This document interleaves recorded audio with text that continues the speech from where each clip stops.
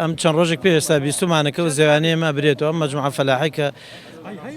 مقابلەمان کرد لە ڕابردووە هەندێکشان لێرە وەستاون زۆرن زیاد لە 100 جوتیارە بین هەمووی ژیانی لەسەر ئەوەیە ژیانی ڕۆژانیان ئیشی لەسەرەکەن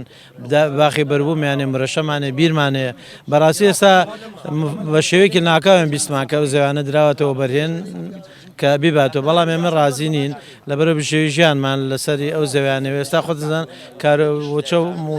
وەزعی موچە چۆنە خەڵکی کوردستان بە تایبەتی گەرمیان ئێمە بژێوی ژیانمان لەسەرە بۆیە بە هیچ شێوەیەک ئێمە ڕەزامەند نین بردنەوەی ئەو زەویانە لەبەرەوە ژیانمان لەسەر ئەو زەویانەیە و ئێمە تازە مسروفمان تیا کرد لەو زەویانە ئەگەر پێشوەختێ من خۆم بۆ نمونە ئیمساڵ بیرمان کردووەتیا مرەشەمان داناوە سیاژمان کردو ئەگەر نیازی بردنەوەیان هەبوو بۆ ئێڵایەن ئێمە مەسروفی تیا بکەن